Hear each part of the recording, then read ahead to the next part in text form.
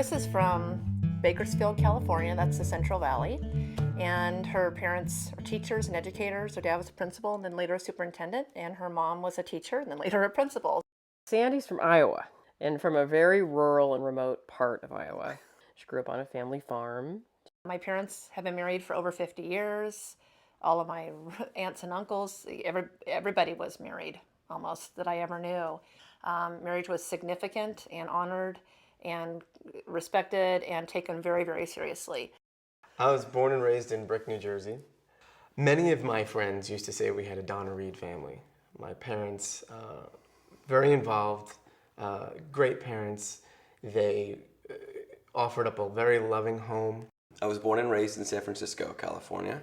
Both of my parents were very religious. I remember speaking to my mom for the first time about my sexuality and fearing that there was going to be a major disconnect based on who I was and her faith, and was surprised that there wasn't. She goes, you have love and you love each other just the same as everyone else does, and you let that love kind of surround you. That plant's really heavy and it's hard to move. Kris and I joined households in the fall of 2000.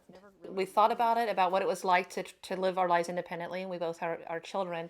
We felt so strongly that we wanted to be together and build a life together. This room has been either the playroom for the boys or the boys' first only room. In other words, you got old enough that you got to have your own room. It's the furthest away from us, which is probably the number one reason they like it. So you're less likely to have somebody hear you making noise, playing music late at night or on your computer. When I think about having kids, I can't help but reflect on my childhood and the things that I would want to experience with my child or my children.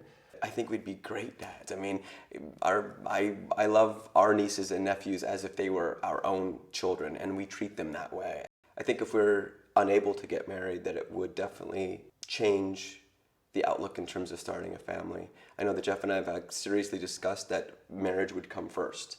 There was a lot of stability in my family. My parents have been married for 42 years, and it's something that when I look at that, that would be something that I want to provide for my child or our child.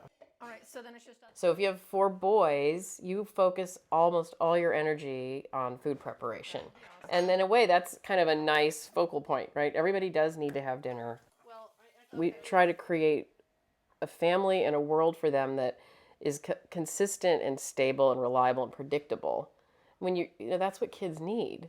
They can feel like we're there to protect each other. It's not their job to take care of us. We're taking care of each other. We're taking care of you too, but we're committed to each other. And I think nothing speaks to that like marriage.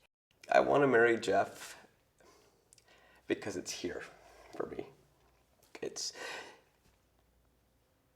in my heart. You know, we talk about the harms of not being able to get married. It's so easy to list off the taxation and this and that and the opposition, but when it comes down to it, this is my husband.